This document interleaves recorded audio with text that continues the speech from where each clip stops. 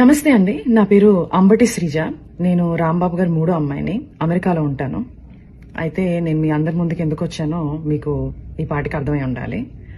మా ఇంటి మీద 3 రోజుల క్రితం పెద్ద దాడి జరిగింది. అయితే ఈ దాడి ఎలా మొదలైంది?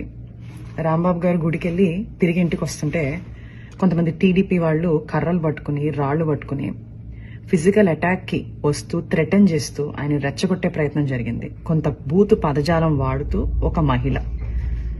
అన్ఫార్చునేట్ గా దురదృష్టవశాత్తు రాంబాబు గారు అదే మాటని తిరిగి అనేశారు. ఆ స్పర్ ఆఫ్ ద మూమెంట్ లో ఇంటికి వచ్చారు, రియలైజ్ అయ్యారు, ప్రెస్ మీట్ పెట్టారు. ఇంత పెద్ద లీడర్ గా ఉండి నా బ్యాలెన్స్ ని నేను కోల్పోయి ఉండకూడదు, నేను ఆ మాట అనుండకూడదు అని ఆయనకున్న పశ్చాత్తాపాన్ని చాలా క్లియర్ గా వ్యక్తం చేశారు. అయినా వాళ్ళు తృప్తి చెందలేరు. లీగల్ కాన్సిక్వెన్సెస్ ఫేస్ చేస్తానని కూడా ఆయన చెప్పడం జరిగింది. కానీ వాళ్ళకి వేరే ఎజెండాస్ ఉన్నాయి. టీడీపీ గూండాలు తండోపతండాలుగా 9 నుంచి 10 గంటల పాటు నిర్విరామంగా మాట అన్న మనిషి మీద అటాక్ మాత్రమే కాదు, ఆయన కుటుంబం మీద, ఏమీ తెలియని రాజకీయాలతో సంబంధం లేని మా మదర్, మా సిస్టర్స్, వాళ్ల పిల్లల మీద అటాక్ చేయడం జరిగింది. అటాక్ చేస్తూ వాళ్ళు కుల ప్రస్తావన కూడా తీసుకుని వచ్చారు.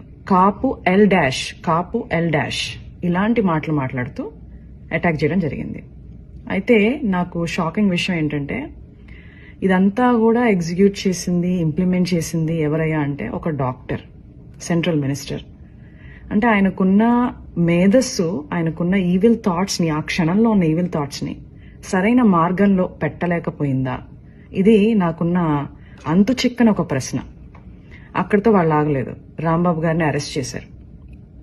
ఏమని చెప్పి అరెస్ట్ చేశారు? మీకు భద్రత లేదు బయట ఉంటే అని చెప్పి అరెస్ట్ చేశారు. అరెస్ట్ చేసి చాలా కన్వీనియంట్ గా 4 గోళ్ల మధ్యలో బంధించి కాళ్ళు చేతులు పట్టుకుని ఫిజికల్ గా హెరాస్ చేయడం జరిగింది. ఆయన ఒక ఎక్స్ మినిస్టర్. సరే, మీకు ఆ గౌరవం ఇవ్వడం ఇష్టం లేదు. ఆయన ఒక సీనియర్ సిటిజన్, 65 నుంచి 70 ఏళ్ల మధ్యలో ఉంటుంది ఆయన వయసు. అయినా కూడా వాళ్ళకి గౌరవం ఇవ్వాలని లేదు. రాక్షసానందం పొందారు. అయితే నాకు అనిపిస్తుంది, ఇంతకుముందు మా ఇంట్లో వాళ్ళు అమెరికాలో ఉన్నాను, ఫారెన్ కంట్రీలో ఉన్నాను అని చెప్పి నా యోగక్షేమాలు కనుక్కోవడానికి తరచూ నాకు ఫోన్ చేసి మాట్లాడుతుండేవాళ్ళు. ఇప్పుడు ఆపోజిట్ అయిపోయింది సిచ్యుయేషన్. అయితే రోజులన్నీ ఒకటిలా ఉండవు. నిన్నటి రోజు ఈ రోజు ఉండదు, ఈ రోజు రేపు రాదు. 4 రోజుల క్రితం మా ఇంటికి ఎంతమంది అయితే జనాలు వచ్చారో అంతకు 10 మంది ఈ రోజు రావడం జరిగింది, ప్రేమాభిమానాలతో. ఆ రోజు మా ఇంట్లో కిటికీలు, అద్దాలు, తలుపులు పగిలిపోయాయి. ఈ రోజు ఏకంగా గోడలే పగిలిపోయినాయి.